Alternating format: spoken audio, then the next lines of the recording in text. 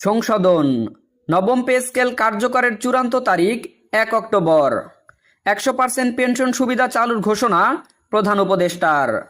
আসসালামু আলাইকুম ভিউয়ার্স, স্বাগত জানাচ্ছি আপনাকে বাংলা টাইম চ্যানেলে।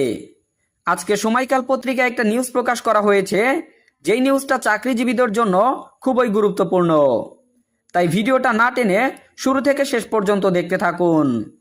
আর চাকরিজীবীদের সকল ধরনের খবর সবার আগে পেতে আমাদের চ্যানেলটি সাবস্ক্রাইব করুন।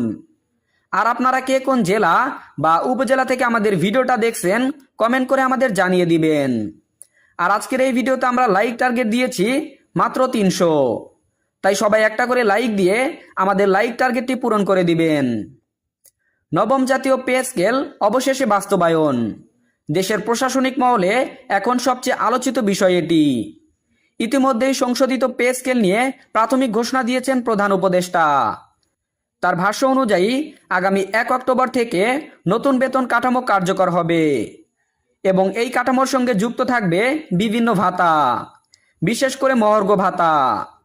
প্রধান উপদেষ্টা এক গুরুত্বপূর্ণ বৈঠকে বলেন, বাংলাদেশের বর্তমান অর্থনৈতিক পরিস্থিতি স্থিতিশীল পর্যায়ে রয়েছে, রাজস্ব আদায়ের ধারা ইতিবাচক। তাই সরকারি কর্মচারীদের দীর্ঘদিনের প্রত্যাশা পূরণে আমরা ১ অক্টোবরের মধ্যেই নতুন গ্যাজেট প্রকাশের সিদ্ধান্ত নিয়েছি। তিনি আরও জানান, অর্থ মন্ত্রণালয় ও পে কমিশন ইতিমধ্যেই সব প্রস্তুতি সম্পন্ন করেছে। বাজেট ও অর্থায়নের প্রস্তুতি। নবম পে স্কেল বাস্তবায়নে যে বিপুল অর্থের প্রয়োজন হবে সে প্রসঙ্গও উঠে আসে বৈঠকে।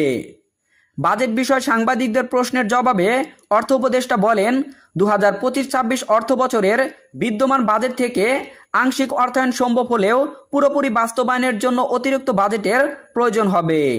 এই অতিরিক্ত বাজেট প্রস্তাব ইতিমধ্যেই তৈরি করে প্রধান উপদেষ্টার কার্যালয়ে পাঠানোর জন্য খসড়া আকারে প্রস্তুত রাখা হয়েছে। সূত্র জানাচ্ছে, এই খসড়া ২৮ সেপ্টেম্বরের মধ্যেই চূড়ান্ত অনুমোদনের জন্য জমা দেওয়া হবে। নতুন বেতন কাঠামোতে বেতন সর্বোচ্চ ১,১৫,০০০ টাকা এবং সর্বনিম্ন ২৫,০০০ টাকা পর্যন্ত নির্ধারণের যে প্রস্তাব করা হয়েছে তার জন্য অর্থ মন্ত্রণালয় ধাপে ধাপে অর্থ যোগানের ব্যবস্থা করেছে। অর্থ বিশেষজ্ঞদের মতে এজন্য রাজস্ব ঘাটতি মোকাবেলায় সরকারের আলাদা একটি বরাদ্দ রাখতে হবে। পে কমিশনের অগ্রগতি ও গ্যাজেট প্রকাশের পরিকল্পনা। পে কমিশনের সদস্যরা জানিয়েছেন, তাদের কাজের প্রায় ৯৫% শেষ। এখন শুধু চূড়ান্ত অনুমোদন ও গ্যাজেট প্রকাশের অপেক্ষা। কমিশনের কর্মকর্তারা বলছেন, আমরা ১ অক্টোবরের আগেই চূড়ান্ত গ্যাজেট প্রকাশের জন্য প্রস্তুত। এই গ্যাজেটের মধ্যে নতুন বেতন কাঠামো ছাড়াও বিভিন্ন ধরনের ভাতা, বিশেষ সুবিধা এবং পদোন্নতি সংক্রান্ত বিস্তারিত অন্তর্ভুক্ত থাকবে। পেনশনারদের সুবিধা নিয়েও এসেছে সুখবর। কমিশনের প্রাথমিক খসড়ায় উল্লেখ আছে, অবসরপ্রাপ্ত কর্মকর্তা কর্মচারীদের জন্য ভাতা বাড়ানোর প্রস্তাব দেওয়া হয়েছে, যাতে অবসর জীবনে তারা স্বাচ্ছন্দ্যে চলতে পারেন। পে কমিশনের চেয়ারম্যান জাকির আহমেদ খান বলেন, বৈষম্য দূর করা এবং গ্রেড সংখ্যা পূর্ণগঠনেই আমাদের মূল লক্ষ্য। নতুন কাঠামোতে পেনশনারদের জন্যও উন্নত সুযোগ নিশ্চিত করতে আমরা কাজ করছি। চূড়ান্ত সময়সীমা ও পরবর্তী ধাপ। অর্থ মন্ত্রণালয় ও প্রধান উপদেষ্টার কার্যালয়ের নির্দেশনা অনুযায়ী ২৮ সেপ্টেম্বরের মধ্যেই নবম পে স্কেল বাস্তবায়নের পূর্ণাঙ্গ প্রতিবেদন জমা দিতে হবে। এরপর আর দেরি না করে তাৎক্ষণিকভাবে গ্যাজেট প্রকাশের প্রস্তুতি নেওয়া হবে। সরকারি কর্মচারীদের আর্থিক চাপ কমাতে সর্বনিম্ন বেতন ২৫,০০০ টাকা রাখার প্রাথমিক সিদ্ধান্ত ইতিমধ্যেই গৃহীত হয়েছে।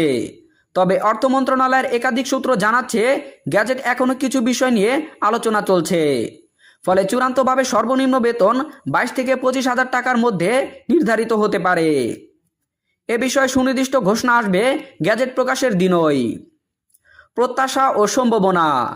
সরকারি চাকরিজীবীদের মধ্যে এখন নতুন পে স্কেল নিয়ে প্রবল আগ্রহ ও প্রত্যাশা দেখা দিয়েছে। দীর্ঘদিন ধরে বেতন কাঠামো পরিবর্তনের দাবি উঠছিল বিভিন্ন দপ্তর থেকে। অর্থনৈতিক বিশ্লেষকরা মনে করছেন, নতুন পে স্কেল কার্যকর হলে শুধু সরকারি কর্মচারীদের আর্থিক স্বাচ্ছন্দ্য বাড়বে না, বরং বাজারে ক্রয় ক্ষমতা ও ভোক্তা ব্যয় বৃদ্ধি পাবে। প্রধান উপদেষ্টা পরিষ্কারভাবে জানিয়েছেন, আমরা সরকারি চাকরিজীবীদের জীবনমান উন্নয়নের জন্য দৃঢ়প্রতিজ্ঞ। অর্থনৈতিক প্রবৃদ্ধির ধারাকে আরও গতিশীল করতে এবং বৈষম্য কমাতে এই পে স্কেল একটি বড় ভূমিকা রাখবে। সরকারের পক্ষ থেকে সব ধরনের প্রস্তুতি এখন প্রায় শেষ। 28 সেপ্টেম্বরের মধ্যে চূড়ান্ত খসড়া জমা দেওয়ার পরই যে কোনো সময় গ্যাজেট প্রকাশিত হতে পারে। আর 1 অক্টোবর থেকে সরকারি কর্মচারীরা নতুন বেতন কাঠামোর সুবিধা ভোগ করতে পারবেন, এমনটাই আশা করা হচ্ছে।